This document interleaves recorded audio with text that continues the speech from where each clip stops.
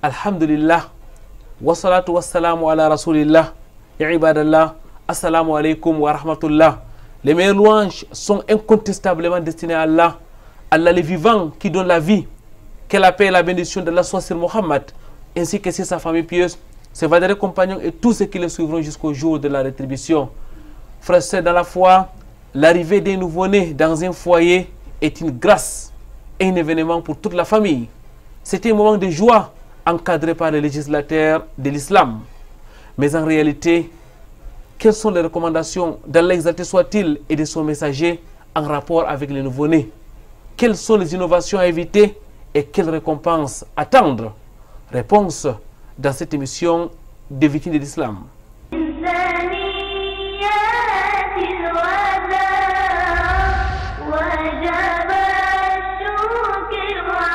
Très chers téléspectateurs, mesdames, mademoiselles, messieurs, ahlan wa sahlan wa marhaban bikoum. Bienvenue sur ce plateau de votre rendez-vous islamique sur le canal international. Rendez-vous du vendredi soir à 16h30, mais aussi du samedi matin à 6h30. Rendez-vous à plusieurs articulations, l'entretien bien sûr, mais aussi au cœur de la société et la salle du Saint Al-Qur'an al-Karim.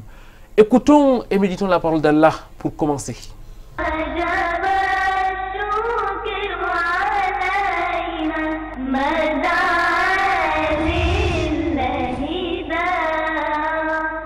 أعوذ بالله من الشيطان الرجيم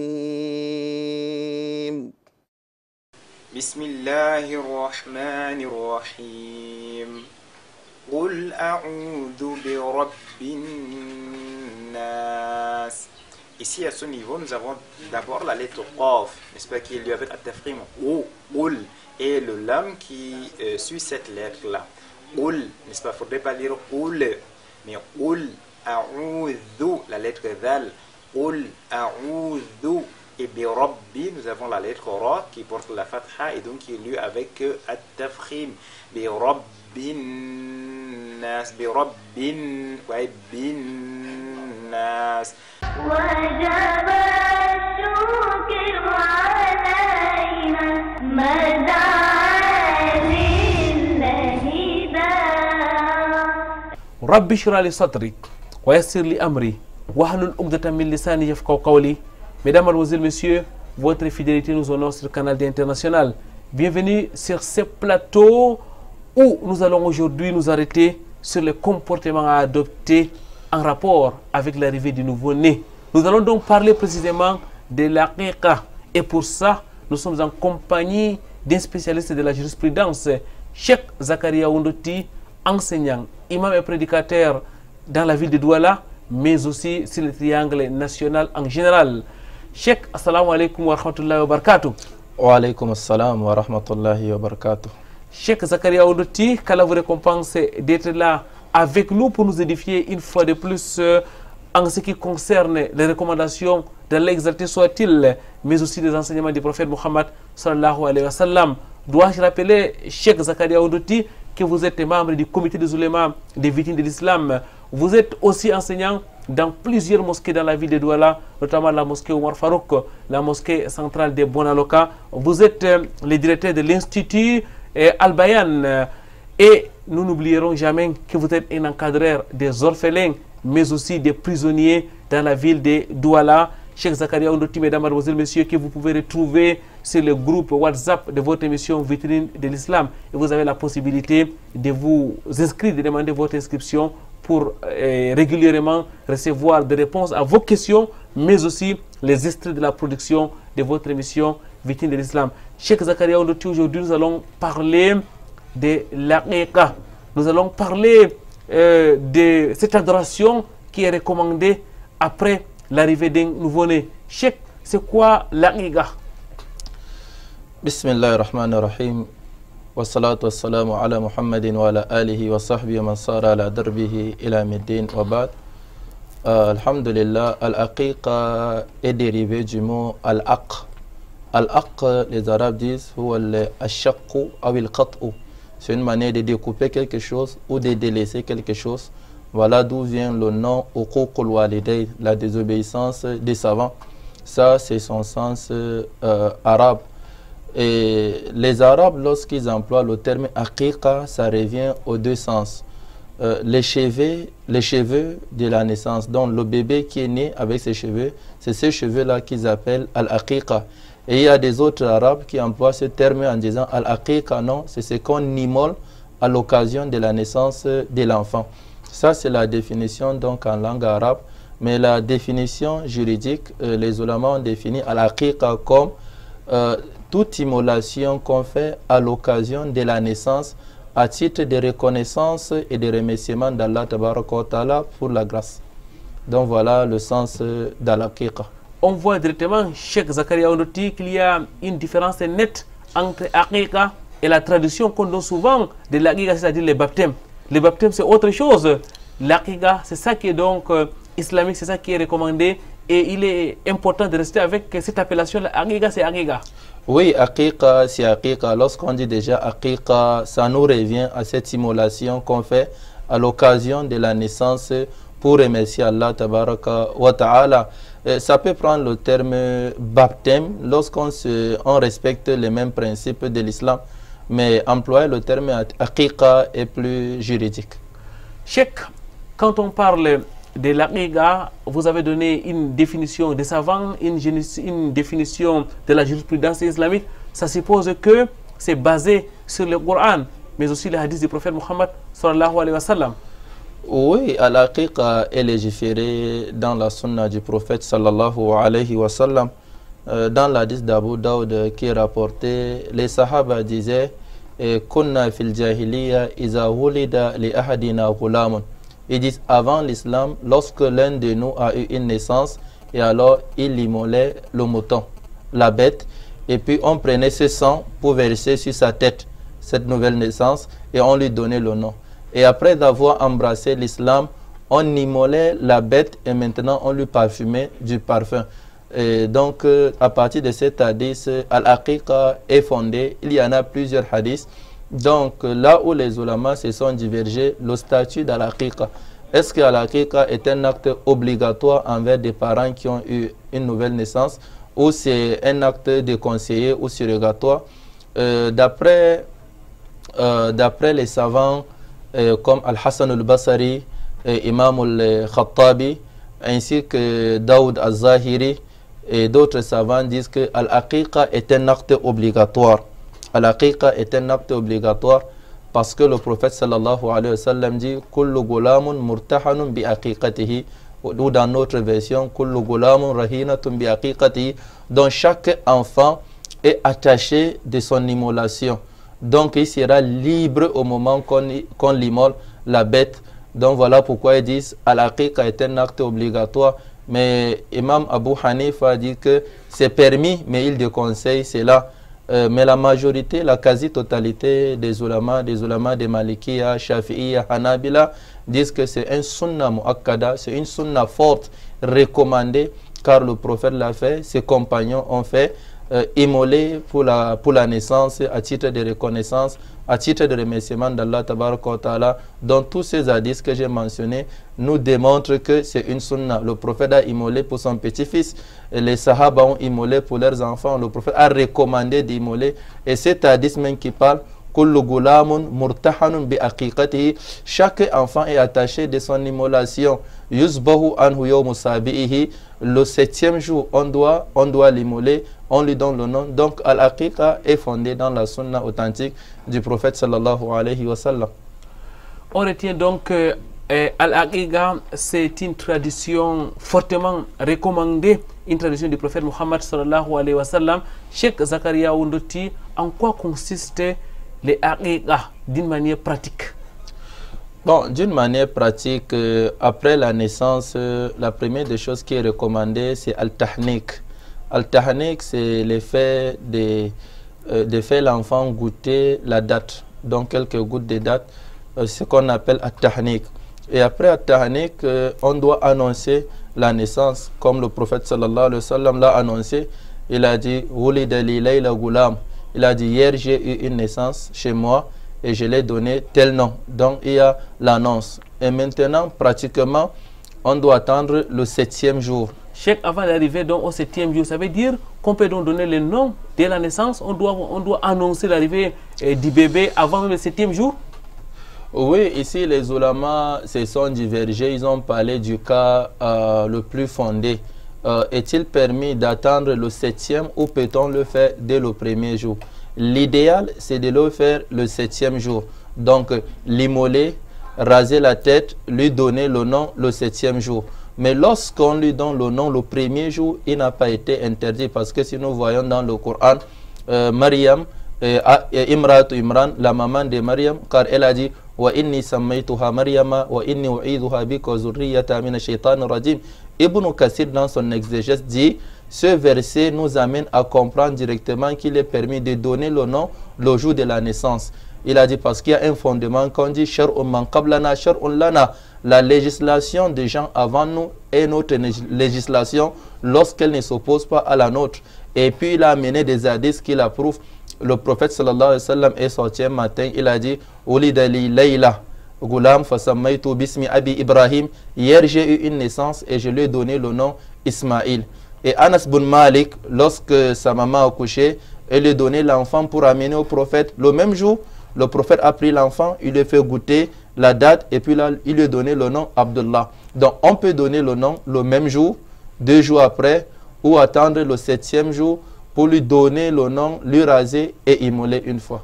Cheikh, avant de revenir sur le plan pratique par rapport à l'aqiqa, je voudrais qu'on s'arrête d'abord sur le 7e jour. Comment est-ce qu'on doit compter? Parce qu'il y a un problème dans le comptage des jours, Cheikh. Si par exemple l'enfant naît aujourd'hui à 14 h, en tout cas en pleine journée, on doit compter les mêmes jours ou on doit attendre le lendemain pour compter? Qu'est-ce que l'islam dit par rapport au comptage des jours? Islamiquement, on n'a plus l'habitude de compter les nuits. Voilà, les Arabes et en islam, on compte plus les nuits, donc première nuit, deuxième nuit, troisième nuit. Donc, si l'enfant est né aujourd'hui à Zuhur, aujourd'hui c'est un lundi, automatiquement le baptême doit être un dimanche. Voilà, donc parce que si on dit de lundi à lundi, c'est 8 jours. Voilà, mais si il est né à 20 h, il est né aujourd'hui, vendredi, à 20 h, on va dire qu'il est né à la veille de samedi. On ne dit pas qu'il est né le vendredi, mais qu'il est né Laylat al-Jum'a, la nuit de vendredi. Et c'est comme ça qu'on doit compter les jours, arriver jusqu'au 7e jour. Jazakumullahu khairan, Cheikh. Mais dans notre société, Cheikh, on a l'impression qu'il y a beaucoup de divergences. Est-ce que ces divergences sont fondées par rapport au fait de compter les jours? Oui, juste parce qu'on a l'habitude de dire de lundi à lundi, c'est une semaine. Et lorsque de lundi à lundi, c'est une semaine, on dit si la femme a accouché lundi, donc le baptême c'est lundi prochain. Donc voilà ce qui a mené beaucoup de gens. Ils ne se réfèrent pas aux propos islamiques et à une bonne méthode de compte, mais ils ont pris seulement juste un système de dire lorsqu'il est né le lundi, c'est le lundi prochain qui est le baptême et ceci n'est pas fondé. Jazakumullahu khairan, Cheikh Barakallahu Fik. On revient donc sur la pratique de l'aqiqa. Vous étiez en train de dire, si nous sommes aujourd'hui le 7e jour, qu'est-ce qu'on doit donc faire précisément? Quels sont les actes qui sont recommandés pendant cette journée? Ce qui est recommandé le 7e jour, la première des choses, on doit raser la tête. Et ce rasage dépend des enfants, des garçons. Car la fille, on ne rase pas la tête de la fille. Il est interdit qu'on rase sa tête, sauf en cas de force majeure, que ce soit la maladie ou autre chose. Donc, il y a le rasage. Après le rasage, on va donner un nom. Après ce nom, on va immoler la bête. Si c'est le garçon, on doit immoler 2 moutons. Si c'est la fille, on doit immoler un seul mouton. Et maintenant, les ulama disent ça, c'est un principe islamique qu'Allah a distingué entre les garçons et les filles. En témoignage, dont 2 femmes est égal à un homme. En héritage, l'homme a le double de la femme, ainsi qu'en immolation pour l'aqiqa, on doit immoler 2 moutons pour le garçon et un seul pour la fille, comme l'a mentionné Ibn al-Qayyim dans Tuhfatul Mawlud. Donc, après avoir immolé la bête, maintenant, comment l'utiliser? Les ulamas se sont divergés. Il y a ceux qui parlent d'utiliser la bête comme la fête du sacrifice. Il y a ceux qui disent de faire comme on veut. Ça, c'est la parole d'Ibn Sirin. Ibn Jurayj dit non, tu dois immoler et préparer, appeler les voisins et les amis pour manger. Donc ici, le cas est vaste. On ne peut pas dire cette bête on doit seulement garder. Ça dépend du choix. Si vous voyez que le plus idéal, c'est d'immoler, de préparer et d'amener aux pauvres dans un autre quartier qu'ils mangent, c'est plus idéal, vous pouvez le faire. Si c'est d'inviter la famille, vous pouvez le faire. Si c'est les voisins, vous pouvez le faire. On retient que le 7e jour chèque ou le 14e jour ou le 21e jour, on doit donner le nom de l'enfant ou tout au moins le proclamer. On doit aussi immoler une bête, mais aussi raser la tête de l'enfant. On va aller pas à pas chèque pour mieux comprendre ce qui a été légiféré dans le cadre islamique. Le nom, qui le donne? Celui qui a le droit de donner le nom, c'est le père. Voilà pourquoi on attribue le nom du père à l'enfant. On dit Mohammed Boun Abdillah. Donc c'est le père qui a le droit de donner le nom. Et à titre aussi d'obéissance envers les parents peuvent donner le nom et ce papa doit être d'accord. Donc en obéissance, il peut accepter la proposition des enfants ainsi qu'il peut s'entendre. Les deux couples dont la mère et le père peuvent en discuter afin de choisir le nom, car islamiquement la femme peut donner le nom. Si nous voyons le verset précédent qu'on a mentionné de Mariam, elle a dit Al-Imran, elle a dit Imratu Imran, elle a dit Wa inni sammaytuha Mariam. Je lui donne le nom Mariam. Là, c'est la maman qui donne le nom à la fille. Parce que cette fille a perdu son papa, elle est orpheline. Donc, il n'y a pas l'interdiction, la femme donne le nom lorsqu'ils sont en accord avec la famille ou avec le père. Mais celui qui a plein droit et autorité de donner le nom, c'est le père, car c'est son fils et c'est à lui qu'on doit attribuer le nom. Jazakallah khairan. Cheikh, il y a des enfants qui naissent hors mariage. Malheureusement, c'est une réalité de nos jours. Est-ce qu'ils ont droit à la giga? Oui, parce qu'ils sont toujours enfants. Il y a ce que beaucoup de gens ignorent ou délaissent dans notre société. Ils disent lorsque l'enfant est né hors mariage, on doit lui délaisser. Il mérite al-aqiqa comme les autres. Il mérite l'éducation comme les autres. Il mérite de prendre sa charge comme des autres. La différence qu'Allah a mis, c'est juste il n'a pas l'héritage de son père parce que le lien est douteux. Voilà pourquoi l'islam a mis il n'y a pas, mais il y a l'héritage entre lui et sa maman. Beaucoup disent même qu'il ne doit pas être imam, il ne doit pas être un guide. Il peut bien être imam, muezzin, prédicateur et autres. C'est un enfant comme tout autre. C'est un enfant comme tout autre parce que ce n'est pas l'enfant souvent, excusez-moi du terme, on dit souvent enfant bâtard. Si on doit voir profondément, l'enfant n'est pas bâtard, c'est ses enfants, c'est ses parents qui sont bâtards. Donc ce n'est pas lui qui s'est choisi cette voie, mais il s'est retrouvé comme ça. Donc voilà,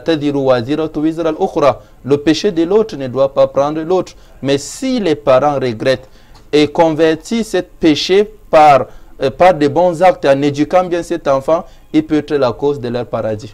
Shukran lak Cheikh. Mesdames, Mademoiselles, Messieurs, on va prendre une courte pause.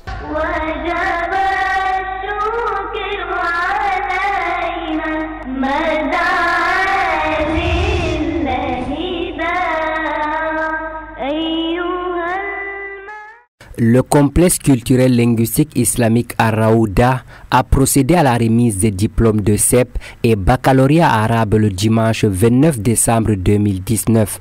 Fruit d'une coopération de l'université Al-Azhar et le Cameroun, cette rencontre s'est tenue en présence du représentant de l'ambassade de l'Égypte au Cameroun, les enseignants de l'université Al-Azhar, les autorités religieuses, traditionnelles et autres invités de marque. Cette cérémonie qui a duré 180 minutes d'horloge est marquée par le rappel, intermède et les sketchs. Outre les interventions visant à encourager la quête du savoir profitable, l'on a assisté à la remise des parchemins aux lauréats. Le major de cette deuxième promotion au CEP s'est dit satisfait et invite les jeunes à s'intéresser à l'apprentissage de l'islam. Alhamdulillah Rabbil Alamin, je remercie Allah subhanahu wa ta'ala pour cette journée, pour une excellente journée qu'on avait passée avec nos grandes personnalités. Je remercie Allah pour les mérites qu'il m'avait donnés. J'ai bien fait l'effort et bien apprendre. Je suis sorti major, alhamdulillah, avec une mention excellente. Et maintenant, je conseille mes amis et mes frères, les jeunes, à apprendre la religion. J'ai fait la prière de la nuit. J'ai demandé beaucoup à Allah subhanahu wa ta'ala de m'aider. Et j'ai révisé mes cours après la prière de Maghrib et Isha, entre Maghrib et Isha, et je me levais à 3h aussi. Alhamdulillah, ça a été facile. Je remercie Allah subhanahu wa ta'ala. Je suis très contente. Pour cette année scolaire 2018-2019, les participants issus des centres à Raouda, Al-Bayan, Koura et Al-Hikma ont bénéficié des enseignements de qualité. Mes impressions sont énormes et mes impressions sont, masha'Allah, vraiment, il y a des gens qui s'en donnent ici dans la ville de Douala, au Cameroun, pour la science. Les impressions sont très bonnes, c'est ça qu'il faut. Il faut réunir les forces vives de la société pour pouvoir avancer. Et vous avez vu ici les chefs traditionnels, les imams, les prédicateurs, les fondateurs des écoles qui sont restés ensemble pour voir comment est-ce qu'ils vont relever la pente de la connaissance islamique. Ils sont en train de travailler dessus et les résultats sont palpables. Vous avez vu les gens qui sont en train d'avoir des parchemins ici et là. Je pense que le travail est parfait. Bon, même si d'ici bas, il n'y a pas un travail parfait, mais c'est en cours d'exceller. Et tout ce que je demande à ce que la société, de manière générale, vienne au secours de ses enseignants. Pour le coordonnateur du complexe à Raouda, Cheikh Mohamed Ali Bayero, ces études constituent une aubaine pour les populations et les efforts doivent être multipliés. Mes sentiments sont les meilleurs déjà parce que vu cette année il y a eu évolution. L'année passée on avait eu le centre Raouda avec quelques candidats libres. Mais cette année on a eu près de 3 centres différents qui sont venus se retrouver avec le centre Raouda, c'est-à-dire s'affilier au centre Raouda pour pouvoir également participer à cette séance, n'est-ce pas, à cette session de CEP arabe 2018-2019. Donc, alhamdulillah, on remercie Allah. Le constat qu'on fait, c'est déjà une évolution, un pas de plus déjà par rapport à la chose même de la langue arabe qui est prise en considération avec la population, la jeunesse. Vous allez constater plusieurs, n'est-ce pas, personnes, voire personnalités qui ont assisté et qui ont encouragé, n'est-ce pas, cette initiative. Cette initiative, saluée par plusieurs hommes de science, augure un lendemain meilleur. Rendez-vous pris pour la 3e édition en décembre 2020.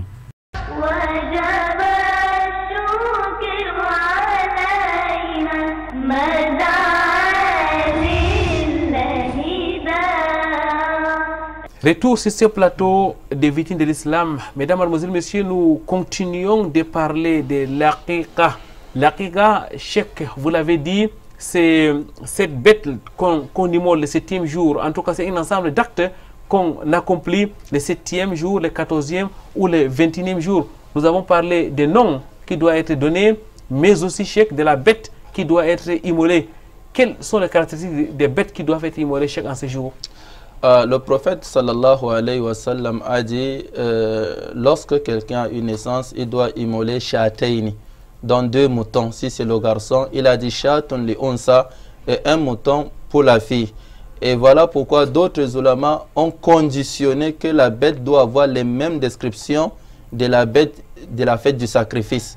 Et il y a des ulama qui disent non, le prophète sallallahu alayhi wa sallam n'a pas conditionné, il a seulement dit 2 bêtes. Qu'elle a des cornes ou pas, elle est blessée ou pas, 2 bêtes.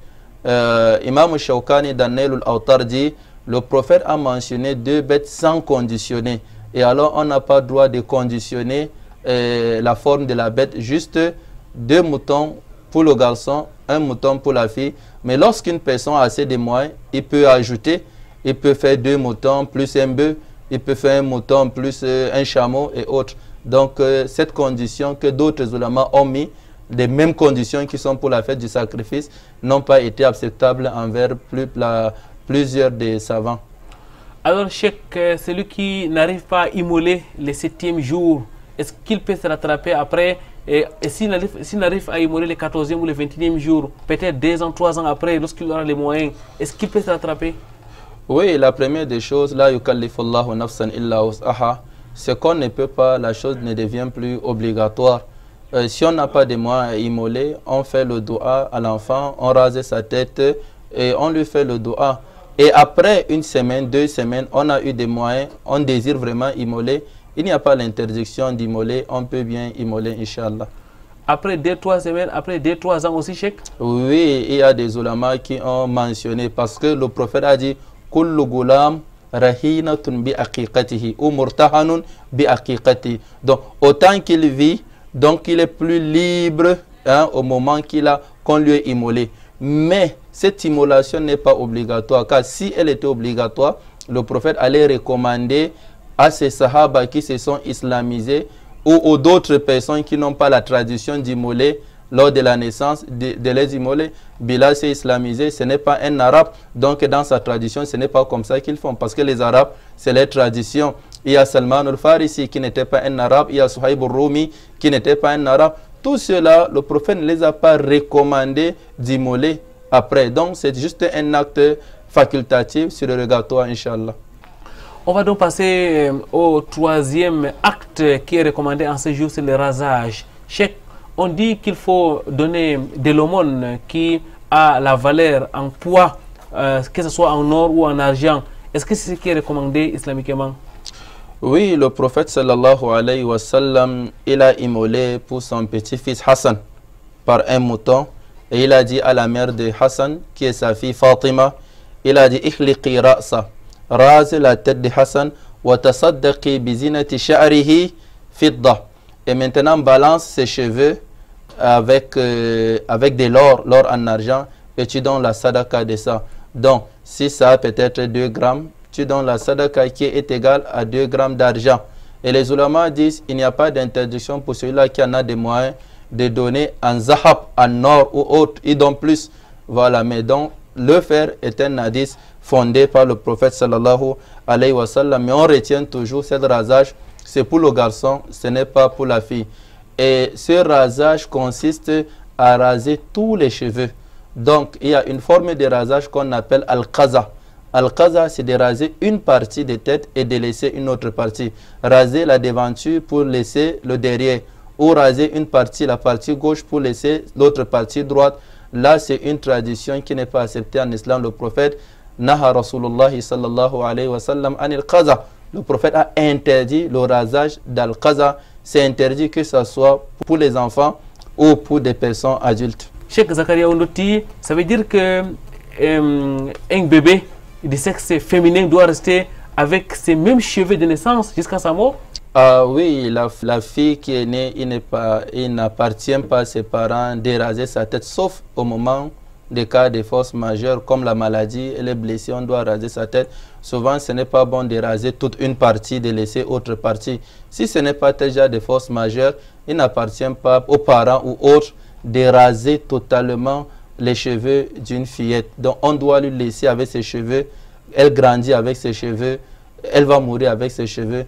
Car ça fait partie de la beauté de la femme. Ça fait partie de sa richesse. On ne doit pas lui séparer de ce qui est comme une beauté pour elle. On va profiter de cette occasion pour demander, il est interdit de raser, est-ce qu'il est aussi interdit de couper? Couper les cheveux, je ne sais pas comment l'expliquer, diminuer les cheveux. Effectivement. Voilà, pour une petite fillette ou pour une grande femme. Pour une femme? Pour une femme, il ne l'appartient pas, sauf au moment, lorsqu'elle est en pèlerinage. À la fin du pèlerinage, il est recommandé de couper une partie de ses cheveux. Couper un peu. Mais elle ne doit pas couper jusqu'à se ressembler à un homme. Elle ne doit pas le faire. Donc voilà le cas d'où il est permis à la femme de couper ses cheveux. Le deuxième cas, c'est le cas de la maladie, il est permis. Et le troisième cas, peut-être elle désire de changer peut-être un look sur ses cheveux. Elle peut changer, elle peut diminuer, mais pour qu'elle diminue trop, elle se ressemble à un homme, il est interdit, car le prophète dit, les sahaba disent, la ana Rasulullah sallallahu alayhi wa sallam, al-mutashabbihina min al-rijal bin nisa, al-mutashabbihati min al-nisa bin rijal. Les femmes qui se ressemblent aux hommes et les hommes qui se ressemblent aux femmes. Le prophète les a maudits. Qu'Allah vous récompense, Cheikh Zakaria Ondoti, et qu'il nous éloigne de ces comportements sources de malédictions. Mesdames, Mademoiselles, Messieurs, on va prendre une autre pause. Cette fois-ci, nous allons vous rejoindre chez vous, autour de vous, au cœur de la société.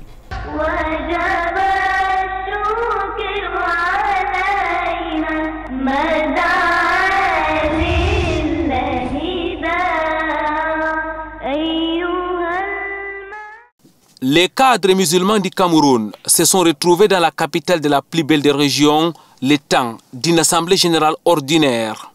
Maroua a ainsi accueilli du 27 au 29 décembre dernier les travaux de l'AGO de la LICAM en tant que Ligue des cadres musulmans du Cameroun.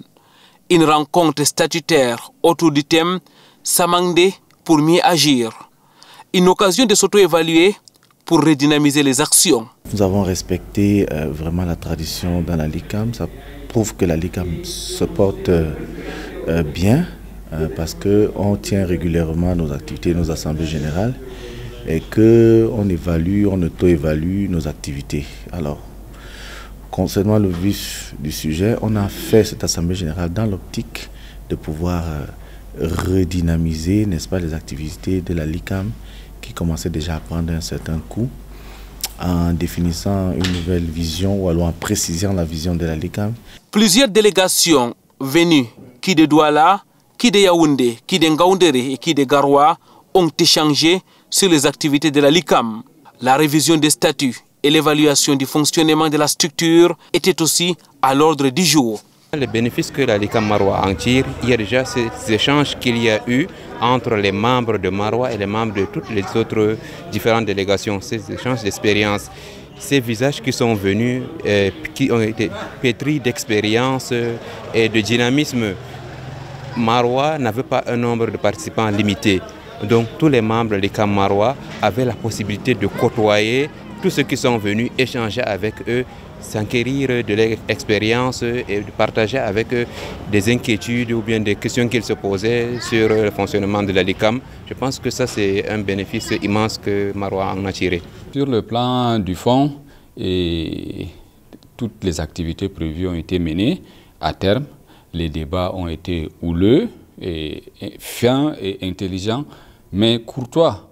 Ce qui fait qu'au terme de ces activités-là, des résolutions ont été prises et dans le sens du partage des expériences par rapport à d'autres régions, mais aussi les difficultés que les différentes régions ont pour qu'on essaie de trouver des solutions communes. Après des échanges sincères et constructifs, plusieurs résolutions ont été adoptées.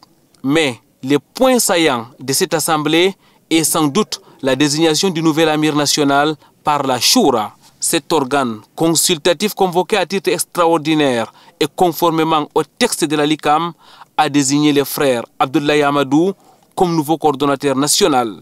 Il remplace à ces postes les frères Ismaël Boyomo après 5 ans de coordination. Abdoulaye Amadou, actuellement délégué départemental du travail et de la sécurité sociale de la Mboumba Ngoko, aura la lourde responsabilité de conduire la LICAM pour les 4 prochaines années. Qu'Allah les soutienne.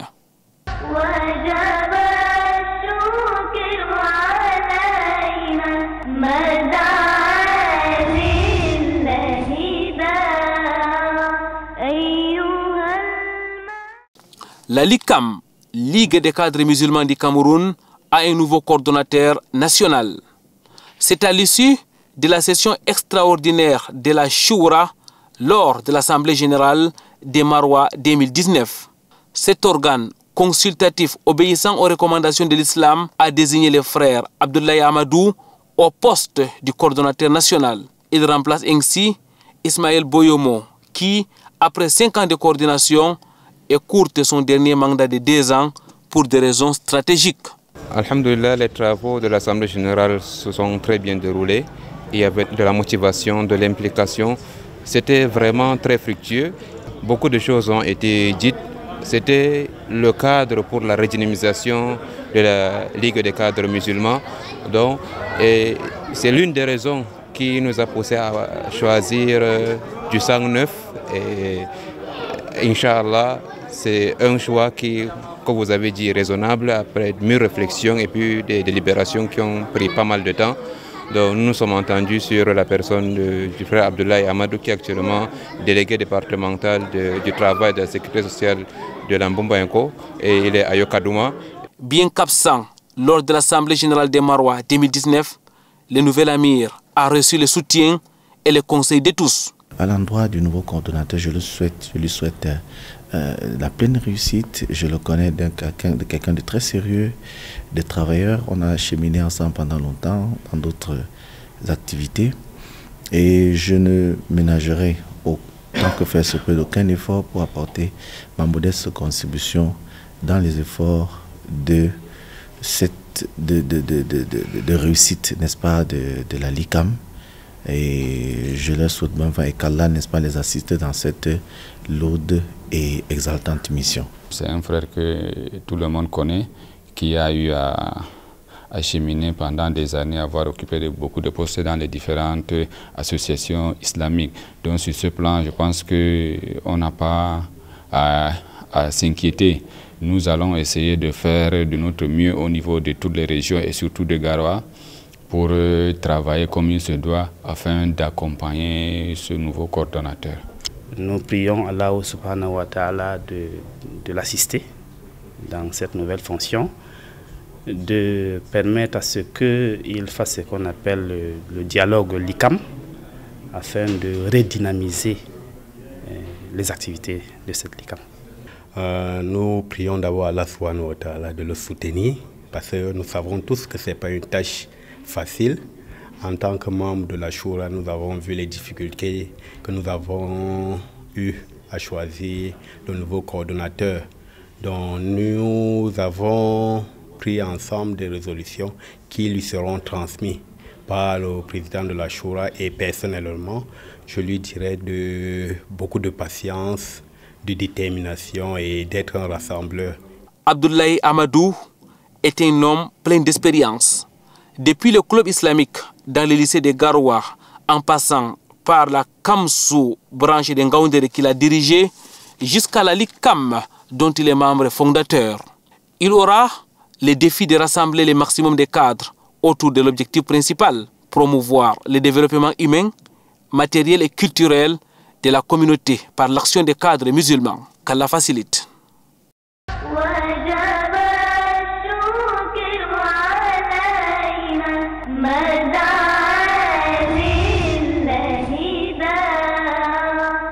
Gloire et pureté à l'exalté soit-il, Allah qui donne la vie.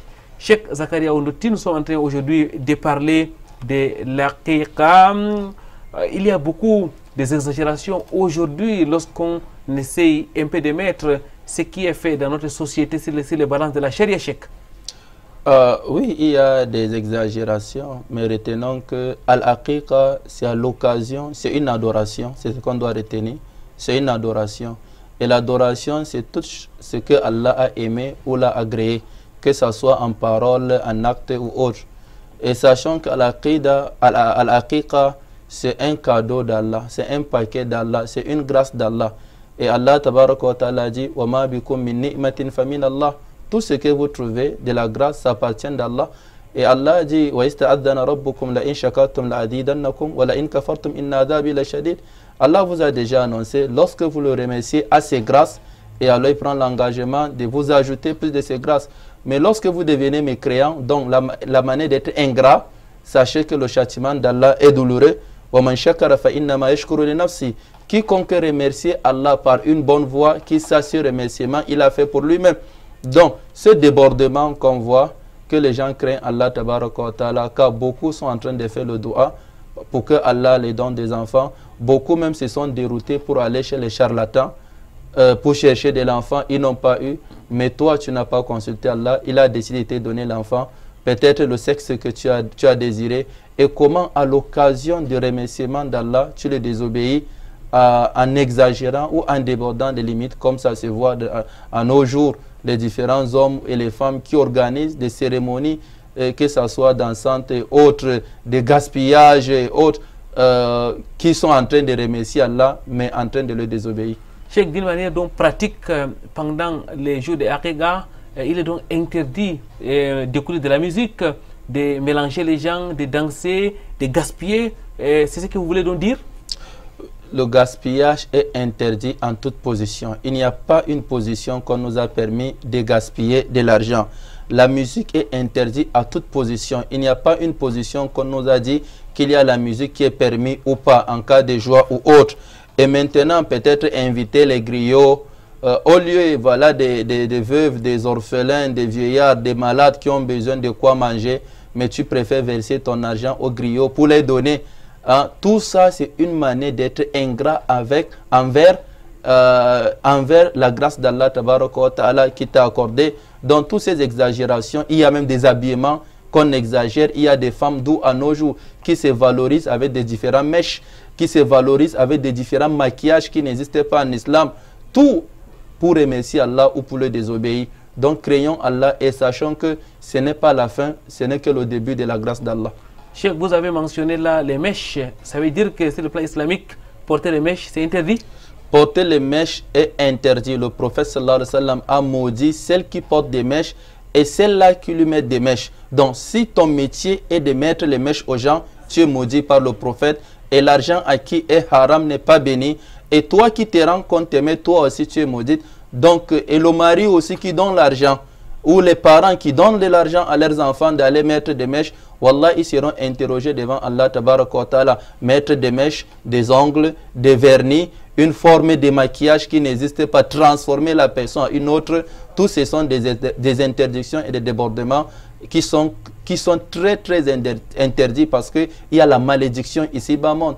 Il y a un péché grave ici-bas monde et il y a l'enfer que le prophète annonce. Voilà le parfum d'où beaucoup de femmes prennent maintenant le parfum comme un acte halal dehors. La femme peut se parfumer chez elle, mais dehors, que ce soit en cérémonie ou autre, elle n'a pas le droit de se parfumer car elle est considérée islamiquement comme une fornicatrice. Parmi les débordements à éviter, il y a donc les mèches. Cheikh Zakaria Ondouti, il est important peut-être qu'on s'arrête un tout petit peu parce que c'est devenu aujourd'hui à la mode. Les femmes portent les mèches à tort et à travers, avec l'acclamation de leur mari, vous l'avez dit, de leur parents, vous nous dites que toute la chaîne aura des comptes à rendre à l'extrémité soit-il. Le prophète sallallahu alayhi wa sallam dit kullukum ra'in wa kullukum mas'ulun an ra'iyati. Chacun est un berger. Le mari qui a donné de l'argent est un berger. La femme qui a pris l'argent est bergère aussi. On va lui demander. Celle qui a reçu de l'argent pour porter les mèches, elle est aussi responsable. Celle qui vend des mèches, même si elle ne le fait pas, elle est aussi dedans. Celle qu'on accompagne. Donc, toute l'équipe qui vont participer pour un haram seront tous interrogés auprès d'Allah tabaraka wa ta'ala. L'homme est appelé à éduquer sa famille, il est appelé à cadrer sa famille, il est appelé à mener sa famille à la droiture, le chemin du paradis, pas le chemin de l'égarement. Mais vu que beaucoup sont influencés par leurs femmes, beaucoup ont peur des madames, voilà pourquoi ils préfèrent la colère d'Allah d'éprouver la colère de sa femme. Qu'Allah soit-il nous éloigne de cette malédiction. Cheikh Zakaria Ondouti, l'islam est donc un mode de vie, mesdames, mademoiselles, messieurs. On va donc revenir sur la manière dont ces cérémonies de Aqiqa est fait ici dans notre société. Cheikh Zakaria Ondouti, on va donc revenir sur la manière dont les Aqiqa est pratiqué dans notre société. Ici à Douala par exemple, et un peu partout au Cameroun, on rassemble les gens le 7e jour, dans la mosquée, parfois dans les maisons, et puis on donne les noms. Est-ce que cela est conforme à la sunna? Rassembler des gens a deux formes. Il y a la forme permise et la forme interdite. La forme permise, lorsque le 7e jour, lorsqu'on rase la tête de l'enfant, ses cheveux, lorsqu'on immole, tu peux rassembler les gens, que ce soit chez toi, chez ta famille, dans la mosquée, pour les faire manger. Et maintenant, chacun aura l'occasion de faire le doigt à l'enfant. C'est un doigt individuel. Qu'Allah le bénit, qu'Allah le rend tel et autre. Là, c'est permis. Mais rassembler les gens à une forme bien précise, avec des imams cadrés, c'est eux qui vont faire l'invocation pour donner le nom. Et on n'a pas droit de dire le nom si ça n'a pas passé par la bouche de l'imam. Il faut d'abord qu'il dise, ça, ce sont des formes qui n'ont pas été dites. Parce qu'il n'y a pas l'invocation de donner le nom. Juste tu as eu ton fils, je lui ai donné tel nom. Voilà. Et même en matière de donation de noms, ça dépend. Hein? On ne doit pas choisir les noms qui ne sont pas bons. Le prophète sallallahu alayhi wa sallam dit Tasammaw bi asma'il anbiya, donnez les noms des prophètes. Hein? Donnez le nom des prophètes. Wa habbul asma ilallah Abdullah wa Abdurrahman. Le meilleur des noms auprès d'Allah, c'est Abdullah ou Abdurrahman. Wa asdaquha al-Haris wal Hammam. Le nom le plus véridique, c'est de donner Haris ou Hammam. Et le nom le plus désagréable auprès d'Allah, c'est Murrah. Donc ici, le nom peut être islamique, un prophète, un sahaba. Parmi les sahaba, même leur nom exprime déjà le bon sens. Quand on dit Omar, c'est déjà Al-Makanu Al-Amiru bin Nas, l'endroit qui est rassemblé par les gens pour le faire le khaïr. Voilà d'où vient le nom de Al-Umra. Quand on dit Hassan, c'est un beau garçon. Lorsqu'on dit Bilal, c'est un endroit mouillé. Ballala, Yuballilu, quand on dit Asma, ça vient de Wasama. Ainsi que ça peut être un nom traditionnel à Tangana, tout comme Doti, Koiranga, Djidda, Asta. On peut prendre tous ces noms, mais lorsque ça exprime un bon sens, mais lorsque ça donne un mauvais sens, on n'a pas le droit de prendre ces noms. On peut prendre les noms des périodes clés. Exemple, il est né pendant le Ramadan, on lui dit Ramadan. Il est né le jour de Arafat, on dit Arafat. Et c'est comme ça. En islam, on n'a pas de nom de calendrier. On ne suit pas un nom selon les calendriers. Donc, tous les noms sont sur la balance. Si elle est bonne, on donne. Si elle n'est pas bonne, on la met à côté. Et aussi, il y a les personnes qu'on les donne les noms du mois. On peut l'appeler Sha'ban, Rajab et Al-Muharram. Ce ne sont pas des noms qui expriment des mauvaises choses. Tous ce sont des noms permis. Et qu'Allah Tabaraka wa Ta'ala nous assiste, Inch'Allah. Cheikh, en conclusion, il est donc préférable pour tous nos téléspectateurs, lorsqu'ils veulent inviter les gens, d'attendre d'abord l'immolation de la bête et puis les inviter, soit le même jour, soit un autre jour pour les walima. Oui, mais le walima, c'est ce qu'on a immolé, c'est ce qu'on vient manger. Ça peut être la viande simple, ça peut être préparé d'une autre chose. Voilà pourquoi il y a des ulama qui disent on prépare, on invite les gens qui viennent manger. Ou on immole, on a donné aux autres. Donc, on vient pour manger. Ça peut être la bête qu'on a immolée et d'autres ajouts. Mais on ne vient pas juste... Il y a des personnes qui dépensent d'argent lors de leur baptême, mais ils sont incapables d'immoler la bête. C'est le cas semblable du mariage. Il est capable de dépenser des centaines de mille, mais lorsque vous voyez son walima, c'est comme un débarras, enfin qu'on dit qu'il n'a pas fait le walima. Cheikh Zakaria Ondoti, aujourd'hui nous savons que nos cultures influencent notre quotidien dans le cadre de l'aqiqa, dans le cadre de l'arrivée d'un nouveau-né dans un foyer. On observe effectivement certains gestes, certaines actions qui sont purement culturelles. Est-ce que cela est aussi conforme à l'islam? Le cas fondé des traditions et coutumes, une règle générale nous dit wal aslu fi adatina al ibaha hatta yaji usariful ibaha.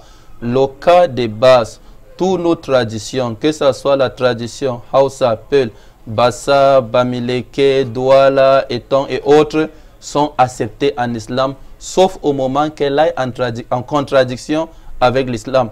Donc, si dans notre tradition, on a l'habitude peut-être de rassembler les femmes, elles ont des choses à dire, si ça n'oppose pas à l'islam, on peut le faire. Donc ici, le cas de base, que ce soit en mariage, en baptême, en toute cérémonie, les coutumes et traditions sont acceptées parce que nous sommes attachés de notre tradition, on ne peut pas s'en séparer. Mais lorsqu'elles s'opposent, exemple la mixité, les hommes et les femmes se rassemblent dans un seul endroit, là c'est interdit. Lorsqu'il y aura la nudité dehors, cette tradition est bannie et interdite. Mais lorsqu'il n'y a pas ça, lorsqu'il y a le gaspillage, c'est interdit. Lorsqu'il y a des mauvaises paroles qui n'aillent pas au bon sens, des sauvageries, cette tradition est bannie. Mais lorsque ça est au bon sens, ça appelle au bon comportement, c'est des rappels de autres, il n'y a pas de choses. Pourquoi souvent on donne des noms des arrière-parents, des grands-parents, et on nous rappelle de leurs histoires et autres. Il n'y a pas d'interdiction, Inch'Allah. Jazakumullahu khairan, Cheikh. Barakallahu fik. Nous arrivons pratiquement à la fin de cette émission. Nous retenons de vos propos, Cheikh, que l'aqiqa est une adoration d'Allah exalté soit-il. Il faut donc les faire conformément aux enseignements du prophète Mohammed sallallahu alayhi wa sallam. Beaucoup de débordements sont à éviter. Mesdames, mademoiselles, messieurs, notamment les rassemblements qui sont observés, et ça et là, des rassemblements qui sont caractérisés par des mèches chez les femmes, par les maquillages, par les parfums qui est mis à tort et à travers. Cheikh Zakaria, on va donc à présent prendre votre dernier mot.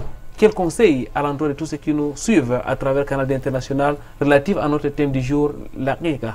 Oui, mes conseils est envers toi, le papa qui attend l'enfant, toi, la maman aussi qui attend l'enfant. Sachez que c'est un don d'Allah, c'est une grâce d'Allah qui vous a donné. Ce n'est pas votre force et notre sagesse. Donc si cet enfant vient en bonne santé, remercie Allah d'une bonne manière. Remercie Allah en lui donnant un bon nom, en rasant sa tête, en immolant la bête, en glorifiant Allah tabaraka wa ta'ala. Et ceci, c'est une baraka pour lui, pour vous, et c'est une récompense. Et c'est une manière qu'Allah va vous multiplier les grâces. Donc rappelez-vous que ce que vous avez avec vous, ça appartient à Allah, ça ne vous appartient pas. Et nous serons tous interrogés de tous nos propos et qu'Allah nous assiste. Jazakumullahu khairan Cheikh, barakallahu fikoum. Mesdames, mademoiselles, messieurs, nous arrivons à la fin de cette émission. Avant de partir, nous allons vous laisser méditer sur ces hadiths du prophète Muhammad sallallahu alayhi wa sallam, lui qui dit kullu gulamin rahinatun bi aqiqati tusba'u anhu yawma sabi'i wa yusamma wa yulagu rasa.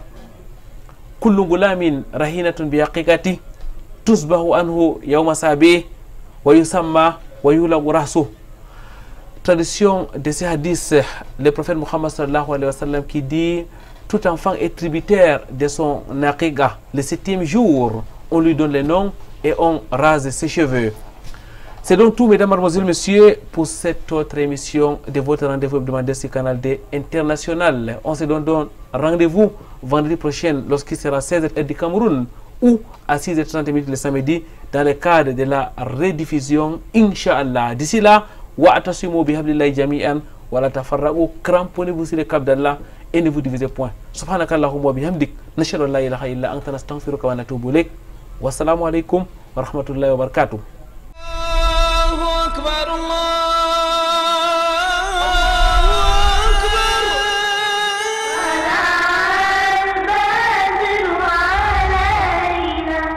من